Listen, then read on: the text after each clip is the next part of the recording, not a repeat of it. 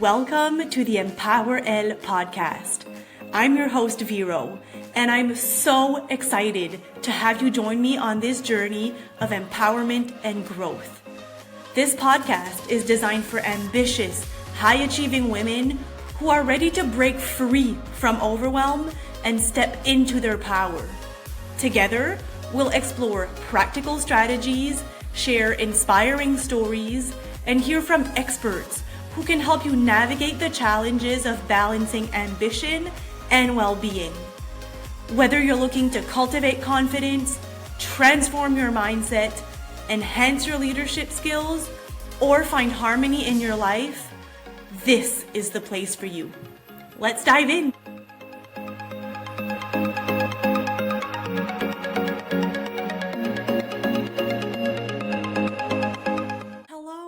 Welcome to the EmpowerElle podcast. I'm so glad that you're here today to learn about something that could shift the way that you lead and live. Today's conversation is all about decision fatigue. So take a deep breath and let's dive in. Have you ever reached 3 p.m. and felt completely drained? Like even choosing what to eat for dinner feels so freaking overwhelming. I've been there, you've been there. And it's not because you're lazy or bad at time management. It's because your brain makes thousands of tiny choices since the moment that you wake up.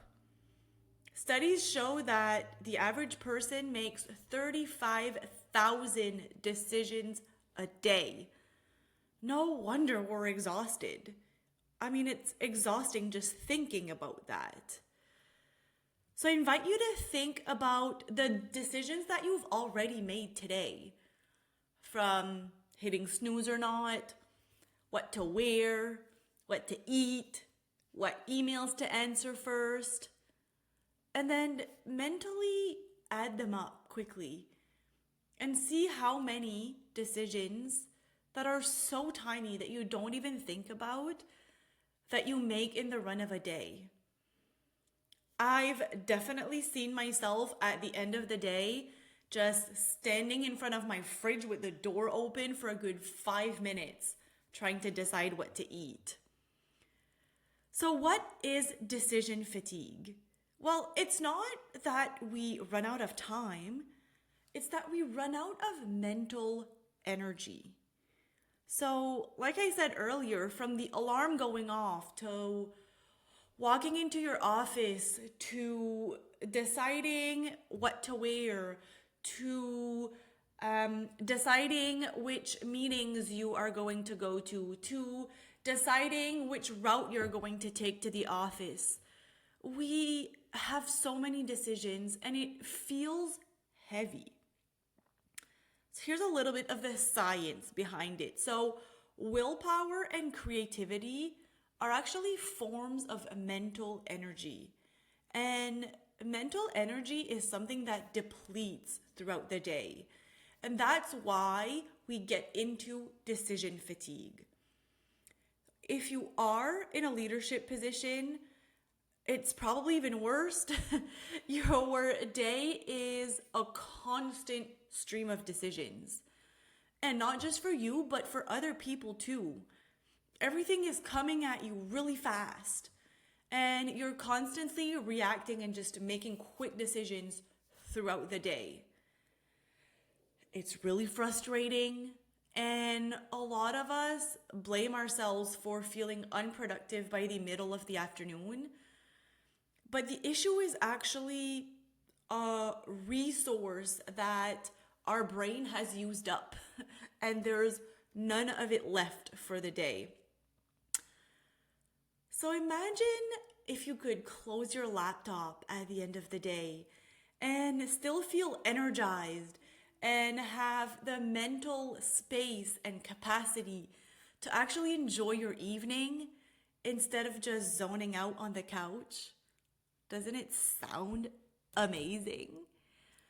If you could combat decision fatigue, You would have more energy for high impact work. You would have more confidence in your decisions. You would overthink less and not second guess yourself.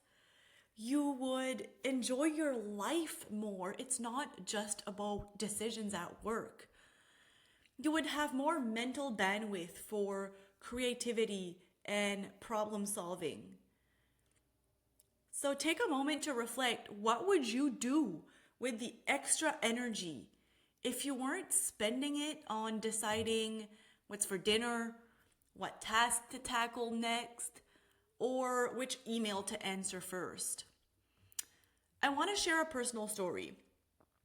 I used to waste so much time deciding which ad hoc tasks to do when I had some extra time at work. And it was really frustrating because by the time I decided, I didn't have enough time left to finish the task. So I went ahead and I created a monthly prioritized task list. Now it sounds fancy, but it's just a to-do list of the ad hoc tasks that need to be done at some point, and the order that they need to be done in. And then that way, when I have some time, I know that I have that list. So I just go back to it. I look at the next thing on the list and I just get started. So I took the thinking out of it. I got rid of the in the moment decision, and it made everything easier and lighter. So I know that I'm not the only one who's been paralyzed by a simple choice just because my brain is done for the day. So I am here to give you 5 tips to help you beat decision fatigue. So let's get into it. The first one is to automate your routine decisions. There are so many decisions that we make in a day that are the same decision day after day after day. Whether it's your morning routine or the snack you're gonna eat in the evening or your workout schedule, or like I mentioned earlier, your meals or what you're going to wear today. You can find a way to automate these decisions. I think one thing that you can do is to do them all at the same time. So at the beginning of the week, make all of those decisions for your whole entire week. Maybe you'd like to have theme days to help you out.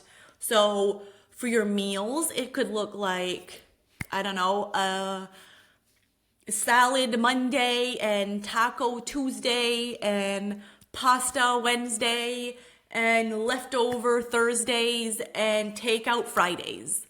So while you still have some flexibility, you have a structure around it. So there's less thinking to do. For your workouts, you might have a leg day on Monday and then a bicep and triceps day on Tuesday and a chest day on Wednesday and an abs day on Thursday. You get the point. It just eliminates a lot of the little decisions that we make every single day. I think an important thing to talk about here also is the invisible load that we have, especially as women.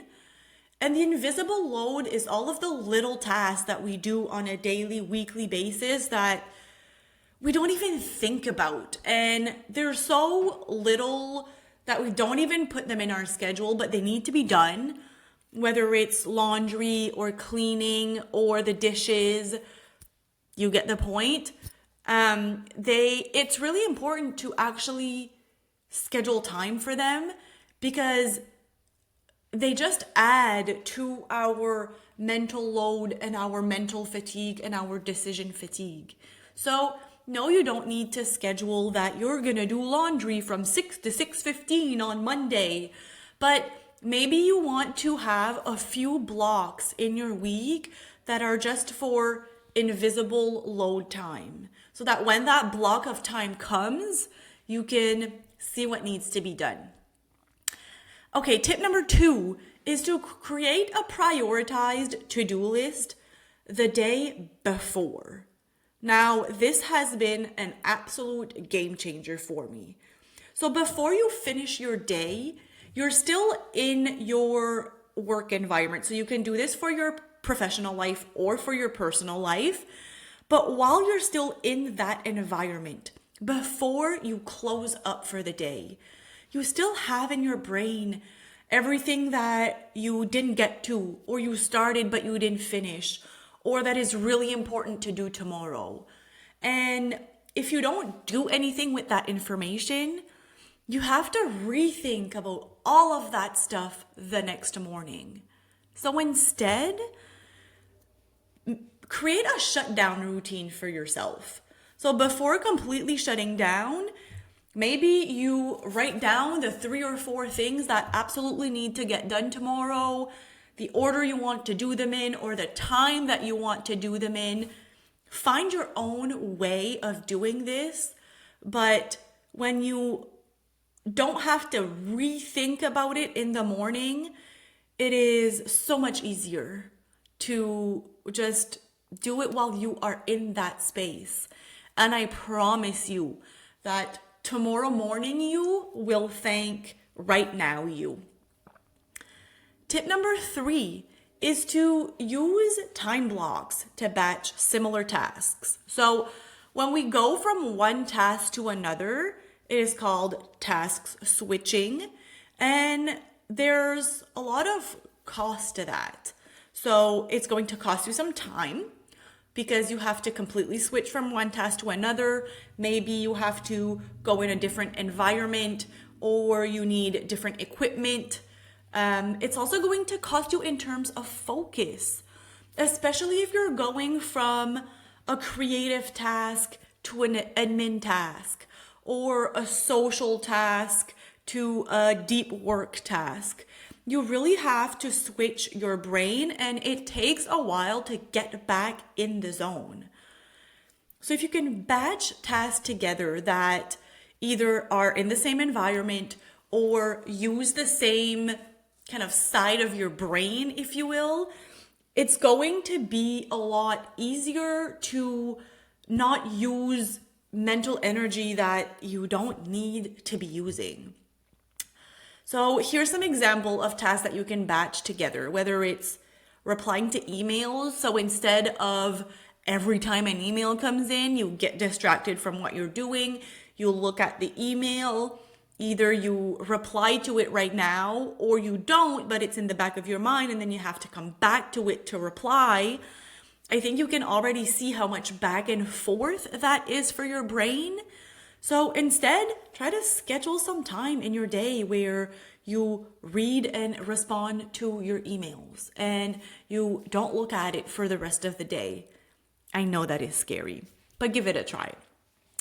You can batch content creation. So once again, I think most of us have a presence on social media, especially if you are a business owner. And it can take quite a bit of time to create some content. So instead of taking an hour every single day to create and edit and post a reel and write the caption, batch it all together. Do a content creation day maybe. And in one day, you can probably get your content done for quite a big period of time because you're focused and you're into it and your brain is creative and it can actually get it done so much quicker. Another thing that I like to batch is my errands. So I do my grocery and my errands on Saturday every week. So I'm not going to the grocery store on Monday night and then, I need shoes on Tuesday evening and then I need something else on Saturday. No, if there's anything that I need at the store, unless it's an emergency, it gets done on Saturday. So yes, I have more than one stop on my Saturday, but it all gets done together. I only have to drive in town once and it saves me so much time. Now, a pro tip here is to schedule some time for overflow. So you also don't want this to be too rigid. Maybe you had planned to do some batch work at a specific time, something came up, and you're not allowed to do that. Well, you don't want to be in a full panic mode because now you don't know when you're going to do it.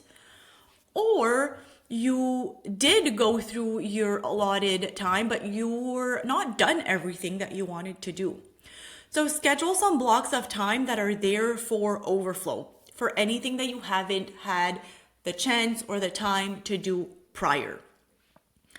Okay, tip number 4 is to start with your high value tasks when you have the most energy.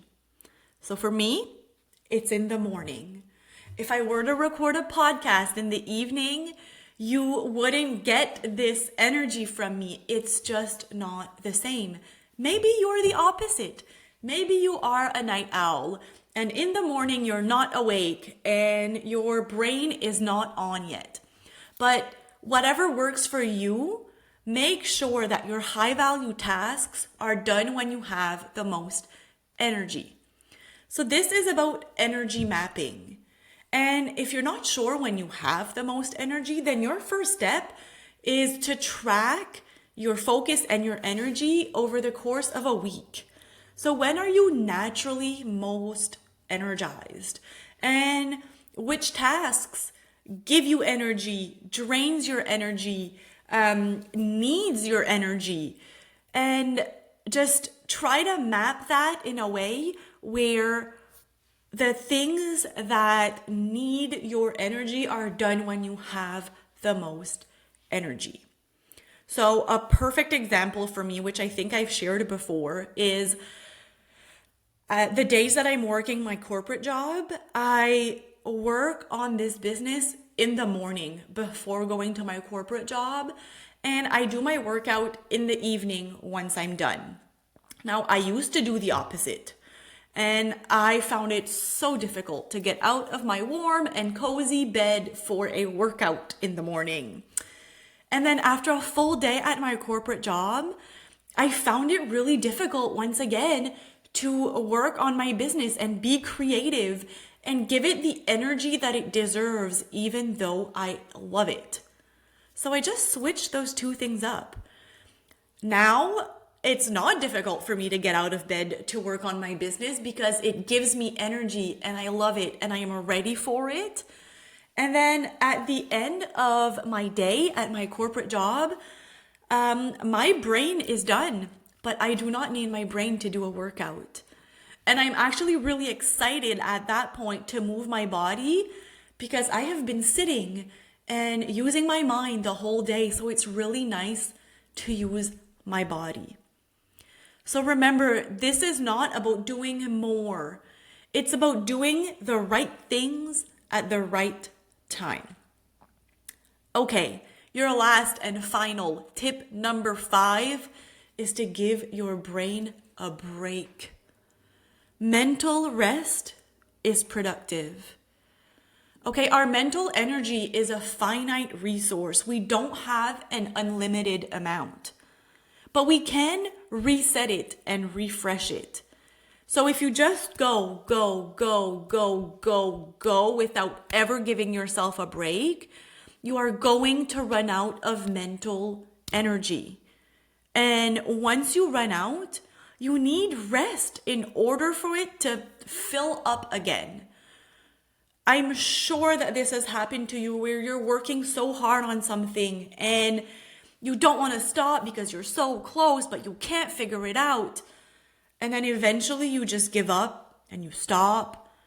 And then when you pick it up again, either the next day or later in that day, you figure it out. It's so easy. It's right in front of you. It's because you gave your brain a break. It was able to rest and to gain some of that mental energy again. So now, how do you just take a break that is not doom scrolling on your phone? Here's a few examples. You can go for a really quick walk outside or stretch or do some deep breathing or maybe a quick journaling session, but just find what works for you. And if you're someone who resists breaks, then schedule them. Make them like an appointment, like a meeting. You probably wouldn't skip a meeting with someone else. So why would you skip a meeting with yourself that will allow you to be more energized and more productive afterwards? Okay, that was a lot of information. And you might be thinking that you don't want to do all of this because having more choices actually mean that you have more freedom, or that you should be good to make decisions all day, or that planning ahead is too rigid. Well, let me tell you why those things are not factually true. So the first one, having more choices means more freedom. Having more choices means more overwhelm of how are you going to choose. So it's actually really helpful to have defaults or to have routines that eliminate some of the choices that you have to make. And the fact that you think that you should be able to make good decisions all day, I hope that I've proved that to you by now, that willpower and mental energy is a resource that depletes. It's a resource that is finite. And so you need to take a break at some point in order to be able to replenish that energy. And if you think that planning ahead is too rigid, I think that planning actually gives you space for being spontaneous. And I'm someone who has struggled with I don't know how to say that word, with being spontaneous. This is the French girl coming out. And my husband is someone who is very spontaneous. And before I did so much planning, when he would ask me to do something that was out of the blue, I went into panic mode because I want to always be on and I want to always be productive. And I didn't know what I was saying no to if I was saying yes to him. So now that I have a plan, if he randomly comes up to me and say, hey, do you want to go out for supper? I can say, give me a second, and look at my plan and see what I had planned for that evening. I can then make a clear decision on whether I want to go out for supper with my husband or whether I want to do what I had planned. Now, if I choose to say yes to the supper, I then know what I'm saying no to. I can decide if I need to do these things at a different time, if I can just scrap it and not do it for the evening, and then I can be fully present when I'm there versus panicking, saying yes because I don't want to say no, and then not really being present and having my mind spiral the whole time because of what I think I should be doing instead. So, planning allows for being spontaneous. Okay, let's summarize quickly before I let you go for today. Decision fatigue is real, but it can be manageable. Reduce the small and low value choices to save your brain power for what really matters. Let's go quickly again through the 5 tips that I gave you. So automate your routine decisions, create a prioritized to-do list the day before, use time blocks to batch similar tasks, start with high value tasks when you have the most energy, and give your brain a break. Here's my challenge for you. I want you to pick one routine decision that you can automate this week. Just one. Start small and notice how much lighter it feels. When you stop wasting energy on the small stuff, you're going to be amazed at how much more you have for the big, meaningful decisions. So when you choose the decision that you're going to automate, maybe it's your breakfast, maybe it's your outfit, maybe it's your first task of the day, try it out for a week and see how much focus you feel. And let me know. I want to hear from you. So send me a DM with the decision that you've automated and the change that it has made in your life. You can reach me on Instagram at Vero_Normando or at EmpowerElle. I would love to hear how you are simplifying your life. So remember, keep choosing yourself, your vision, and your values. That is real power. I hope you have an amazing day, and I will see you in the next episode. Thank you for tuning into the EmpowerElle podcast. I hope today's episode inspired you and gave you practical insights to help you navigate your journey as an ambitious, high-achieving woman. Remember, every step you take towards building your confidence and embracing your full potential is a step closer to creating the life you truly desire.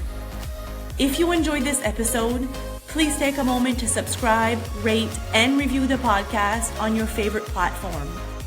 Your support helps us reach more women who are ready to step into their power and live their best lives. Don't forget to join our community on social media for more resources, tips, and inspiration. Until next time, lead with power and live with wellness. You are unstoppable.